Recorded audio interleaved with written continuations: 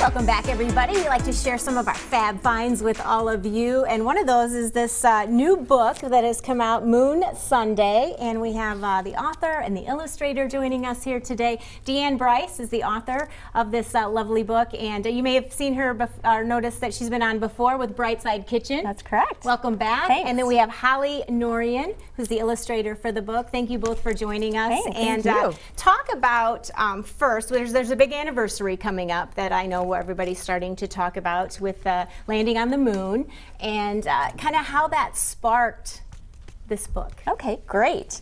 Well, I started working on this book many years ago, and I happened to tell Holly about it when we met, and she was like, I kind of stowed it away. It was back there in a corner of my mind, because that was a couple years ago. We still had a couple years to go before the anniversary, so it was like, but my goal was to get it published by the 50th anniversary, which is coming up on not next Saturday, but the Saturday after that. Okay. And so anyway, my goal was to get the story published. The story came about from my own experience as a child, a 9-year-old child.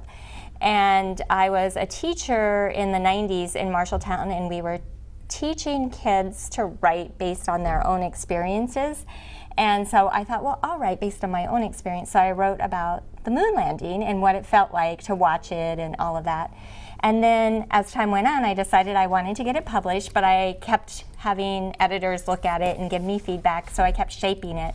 And then it was very exciting to finally land on this story about the time that I met Holly, where the main character, Luna, loves science, and she's so excited, and she calls it Moon Sunday, the day that they landed, because it was a Sunday, July 20th, 1969. And so it's all about that day, what she experienced that day, and it was a very long day for a 9-year-old. So are you the inspiration behind the main star of the book is Luna? Yes. And so was that? Well, not necessarily.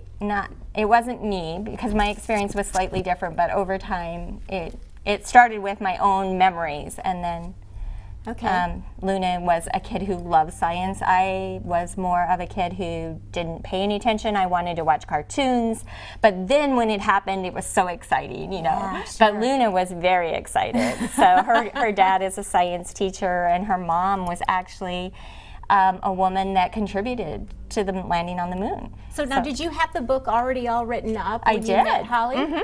Yeah. So what did you, now have you always kind of had an interest in space, or? Not at all. Not at all. All right. Kind of talk about when she came to you for this project, what your thoughts were, and kind of how that process has gone. Yeah, like I said, when we met, she like touched upon it, and I just kind of stowed it away in the back of my head. And then it was probably a year later, I had just finished up helping another local author self-publish her children's book, and then it was like, hey, we've got about a year to go. I think we should work on Luna. And Deanne's like, I can't believe you remembered that. Yeah, it was a throwaway line. You know. So now you had mentioned that you work with a lot of authors in publishing and so forth, and kind of consulting and helping with that whole process. Right. Have you found that to be an asset, you know, with this partnership? Oh, absolutely. We actually went to the library and looked at books, and we looked at what kind of illustration we liked, because we didn't know Holly was going to do the illustration. We just looked at what we liked, and when I showed her the one that I liked, she said, I think I can do that.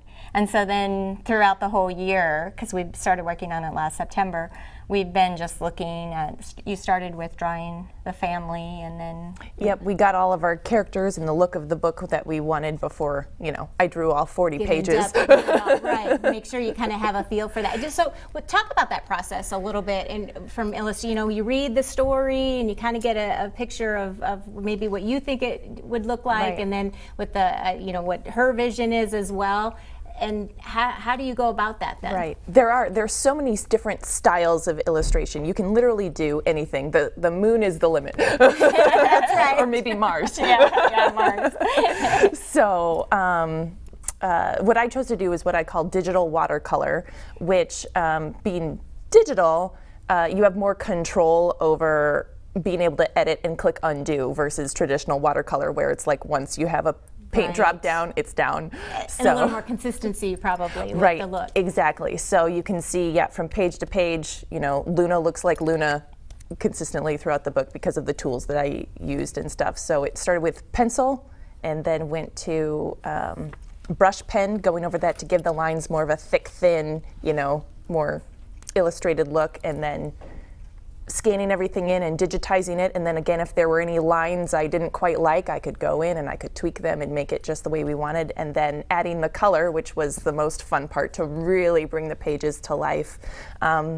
I could really literally color outside of the line. So I was coloring digitally on a tablet, and I would color everything outside. If I was doing Luna's shirt, the color would go everywhere, and then I would just erase. I would get the look I wanted, and then I would erase around so it had clean lines when I was done, and everything is on its own layer. So nothing, even from the pink of their cheeks to their shoes, everything it's was beautiful. And Dan, talk about the STEM connection throughout the story. So as I started working on the book, I realized that my experience as a teacher, it's really nice to use literature to introduce young kids, because I'm gearing this toward maybe first grade kids, to introduce them to science concepts. And it's harder to introduce them. You'll see a lot of picture books about maybe animals, that kind of science, like more natural science, but physical science, you know, what it takes to get from the Earth to the moon, to have that for that age group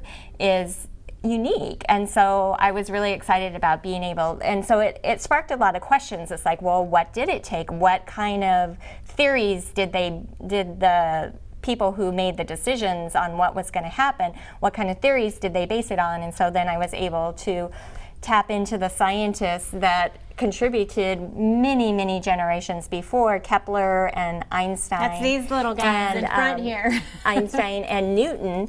And so they're the stuffed animals that Luna has, because she loves science. So she has stuffed animals with these famous characters. Yes. Wow. And so then she uses them throughout the day. She takes them around with her, and she's teaching her brother different concepts. And it's a very physical book. The kids can try these experiments at home. You know, it's not like, don't try this at home. They can try this. The different experiments. I should have put that on there. Yeah. Kids, try these at home. Yeah. We've got some great events, so people can get, you know, they can meet you guys and kind of learn more about the book, pick up a copy of it as well. Talk about some of the events that you have coming up real quick. I'll let Holly do that. All right. Yeah. So our first, well, actually, you've already had one book. Our next event is tomorrow at Artful. So this is this is up my alley. Science meets art. So you can I love that too. work with cardboard and paint and glitter, whatever you want. Artful's amazing. So that's coming up tomorrow. And then we've got a couple of story time under the stars with the Science Center. And Tiger Lily STEM is in town over by West Glen. They do amazing things. And then, so we've got a lot of hands-on activities for kids. So you don't just come and listen to the story, but you really get your hands. Yeah, and kind of be part of the story in some respects, right? And Deanne has some fun demos. Like she said, the book is try this at home. So she has some pieces that kids will actually get to jump into the story. And we have everything consistently updated on our Moon Sunday Book Facebook page. So it's just and we have, so they can go to the, so now if people want to get a copy of the book, maybe aren't able to attend the events, what's the best way to go about doing that? They can buy it at the Science Center, the AHA store. Oh, great. And they can buy it at Beaverdale Books. And they can buy it at Plot Twist Books in Ankeny. Okay. And then the Indianola Bookstore, Page Turner's. So I'm a big believer in independent bookstores, so I wanted to make sure they got there. Even over in Iowa City, I have it at that bookstore over in Iowa City.